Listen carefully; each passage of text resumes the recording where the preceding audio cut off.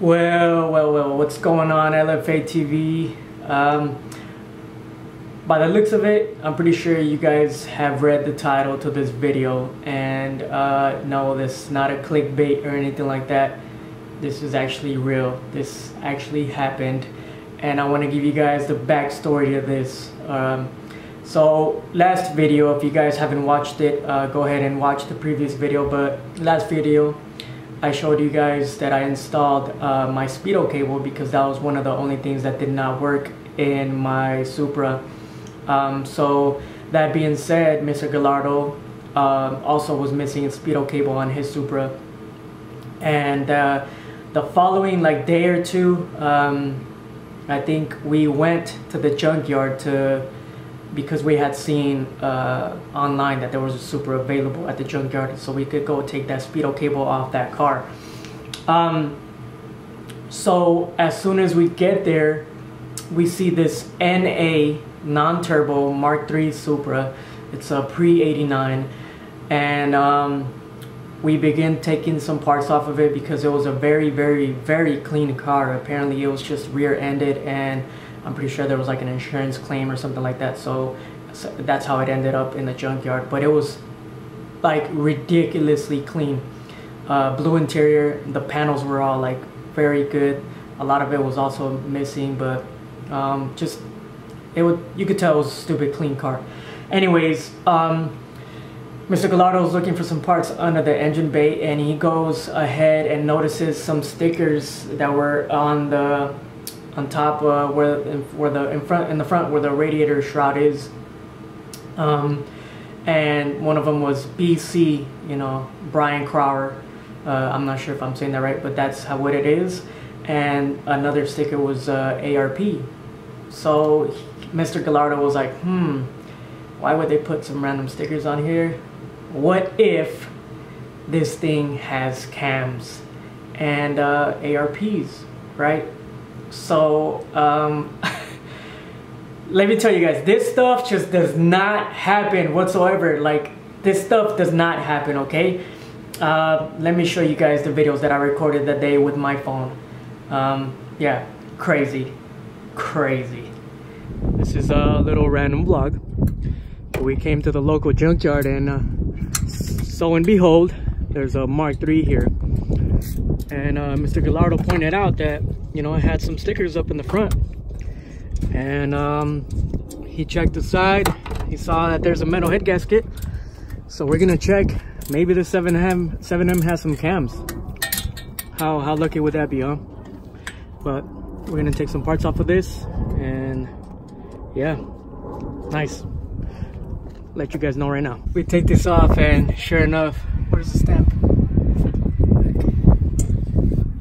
BC cams. Well, looks like we're doing this, boys. There it is.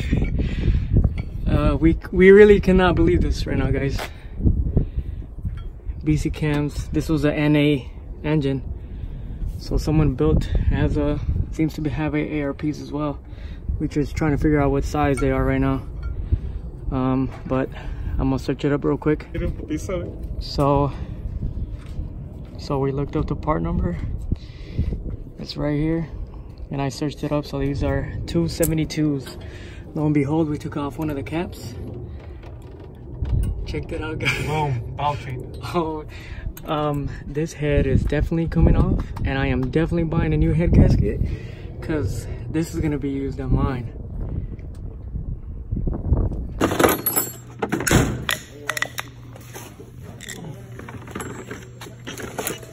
Attention, pulling safe customers. The time is now 5:15. Our yard and 5:17. Our yard and our registers are now closed.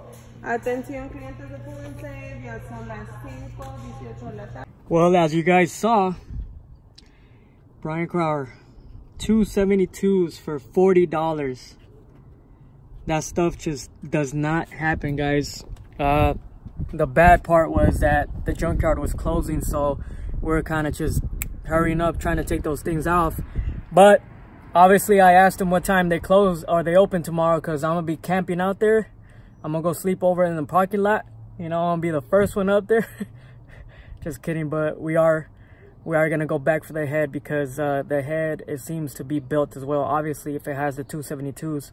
So yeah, and I also asked them the price for the complete cylinder head, and they said it was 75 bucks. So a fully built head for, what was it, $110, guys.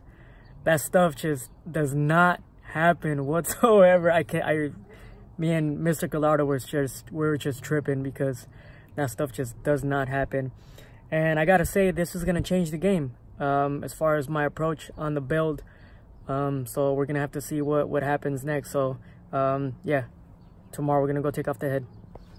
We're back at the junkyard hunting for parts, and the first car we come across, we're gonna be upgrading the coil on plugs for the Supra. So got a late 2000s Toyota, and we're taking them off. We need 6. Let's do it. Current situation, fellas. We are beginning to disassemble everything to remove the head. I can't wait to show you guys kind of a little closer. But yeah, this engine had a bunch of stuff that, you know, they didn't cut any corners on, which is kind of sad. But happy for me, right? And here it is, guys. The head is completely off. One thing that we're kind of looking at. I can't take it off.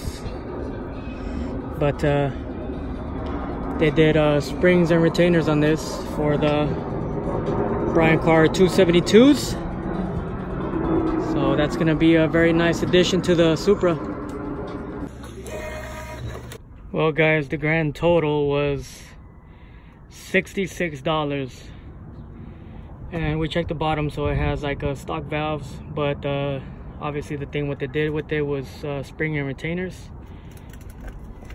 I took the truck out last night. Come on, bro. Get out of here. This guy's mad because I'm gonna smoke him for reals now. Here it is. The head is home. Home sweet home. We honestly cannot believe we found this head at the junkyard, guys. This stuff just does not happen. Most importantly, this was like I said, this was a NA 7M.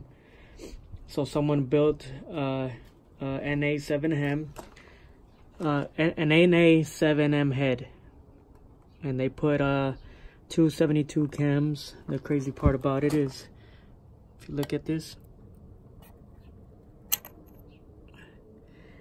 built valve train, guys. This is what we're just kind of amazed about, that, you know, someone took the time to do this to this engine. And to think about that, I was actually not even looking at this. Mr. Gallardo had seen that sticker on the front of the radiator where it said it had that sticker of BC, you know, Brian Carr. So he's like, I wonder if this head has something.